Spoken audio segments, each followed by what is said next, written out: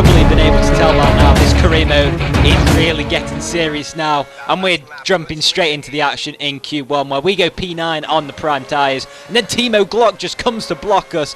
What on earth is he doing? And I think a little bit of karma is in order. Unfortunately, we couldn't show you that full clip as it was definitely parental advisory, and I know a lot of you guys are very young, so I didn't want to damage your eyes. And anyway, skipping into Q2, we are coming across the line on the option tyres, across for second place, so our pace is looking really good this weekend. I kind of killed the seriousness, didn't I? But now this is really where it counts. Q3, we've got 1 minute 30 on the clock, and we are coming now through the Senna S's, really clipping both those apexes, and now running it out onto the main straight with 1 minute 20 to go, and we're coming towards the end of the first sector. And we've was that a ghost car that we just saw? But anyway, we've got a Red Bull 1-2 at the moment, and as we come through the technical middle sector, we're switching the front aero upwards just to try and get a little bit more residual grip on the surface. And now as we brake in hard, trying not to lock that inside front tyre, don't quite clip the apex, as now we've got to hug that inside apex, which we slide around a little bit in this car, and braking just at the marker on the left hand side, the gap in the wall, as we now finish the technical section of this circuit. Coming towards the end of sector 2, we are 53 seconds, so we're about on a level with Webber and Vettel. Vettel currently out qualifying his teammate, but as we now come through the final corner, not really much technical prowess required for this, as we come past the pit straight for a 1:10.4. We take pole position by just over a tenth and a half, and now we're actually going back for an interview in the paddock, just thought I'd make it a little bit different for once. And as you can probably have told by that, we were absolutely ecstatic with that pole position. We're 1 point ahead of Mark Webber currently.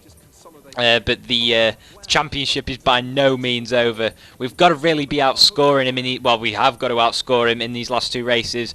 But yeah, we were really happy with the car setup, and as you can see here, it asks us about whether we're in talks with Renault for next season. I'm very low key on this at the moment, and I say that I've honestly had no contact, and I'm concentrating on the racing. And here we are then. Race day is upon us. We are coming out onto the Interlagos circuit for the Brazilian Grand Prix.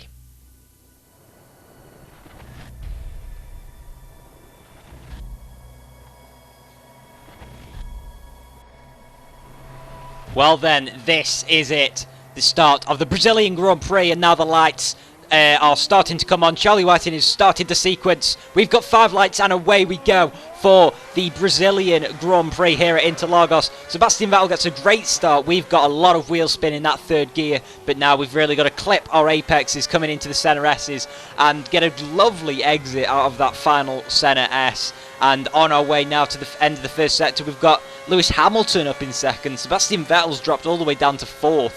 Webber is still in 3rd place though.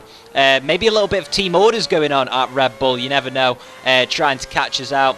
Maybe at Williams, obviously giving Webber the priority, seeing as he is the only one who can take the title off me at the moment. It's in both of our own hands really. And now coming through this middle sector, we've really got to nail our lines. It's by far our weakest sector, but this first stint has got to be faultless like it was in Korea. And we're pretty confident actually that we can outdo the AI on the pit stops. So we're probably going to end up coming in about the same lap, seeing as our pit box is a little bit further up than the AI. We're probably going to be coming in on the same lap. Because, you know, we should get released about at the same time. Unless we take some front wing damage. Jesus, what are we doing? We are centimetres away from our race being over from that wall. But, you know, you've got to take these risks. And come lap 4, we've got Webber, Vettel and Sutil on our tail, I believe. No, Sutil is all the way back in 4th, but it's just the 2 Red Bulls. As you can see, our tyres are really starting to degrade now. And we're going to come in for our first and only pit stop 1 lap later, I believe, than we did in Korea. was it lap 3 that we came in? And yeah, we slowed down for that really awkward pit limiter line. And braking now into our pit box. Have we been followed in by Sebastian Vettel? Yes, we have. Mark Webber has obviously carried on for another lap. He's obviously trying to get the jump on us. And Red Bull servicing the car of Vettel. And oh my god, we've got a penalty for pit lane speeding. So we obviously didn't slow down for the limiter line in time. That is, oh my word, that is a disaster. We're going to have to come in for a drive-through penalty. We're behind Lewis Hamilton, but he is yet to stop. But wow, we've got to go in for a drive-through penalty. And although this pit lane isn't the longest on the calendar, it's a lot longer than some, like Canada. And now we make sure to really slow down. We only just about do it. I thought we'd done it. I really did. I just didn't even give it a thought.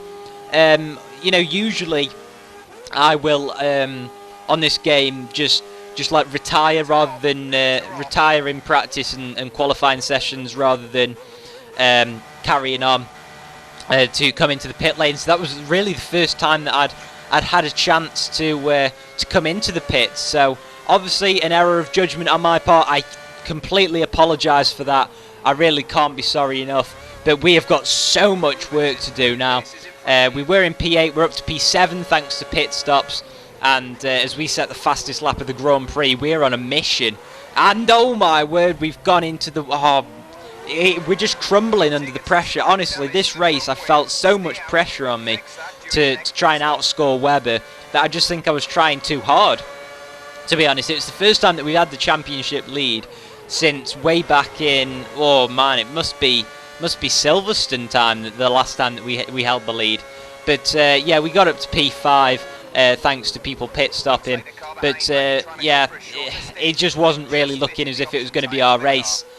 We obviously took that front wing damage, and come lap 11 we're behind Tonio Liuzzi, and we just couldn't catch him up. He had the pace on us. That Force India was looking imperious. I mean, you saw Sutil in the first stint, and I believe he was closing in on third place as well, was Liuzzi. So yeah, we managed to outdo Lewis Hamilton, luckily for pace. He didn't really get near to us, and unfortunately Mark Webber took out the victory. Like I say, the team orders at Red Bull worked. Webber got ahead of Vettel at the start and managed to stay out for that extra lap in the pit stops, and we're going to come home for 10 points for 5th place, and we've got a lot to do in Abu Dhabi. Like it says there, we started in 5th position. Let's see what our engineer has got to say about it.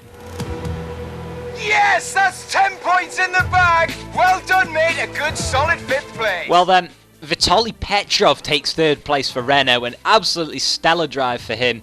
The Red Bulls take 1-2. And Rubens Barrichello actually chips in with a few points. And, you know, 5th place is not bad whatsoever. But it's just the fact that Mark Webber's won and he's 14 points ahead of us. Which means the title permutations for the Abu Dhabi Grand Prix are looking ever so spicy.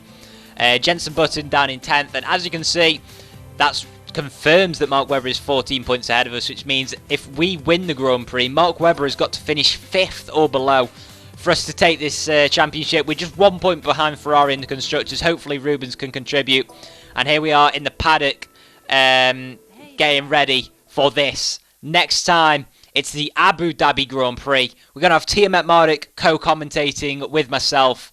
I hope you guys enjoyed today's video. I'm sorry about the results, but yeah, make sure you join me then. It's going to be a fantastic video, and I'll see you then. Bye-bye.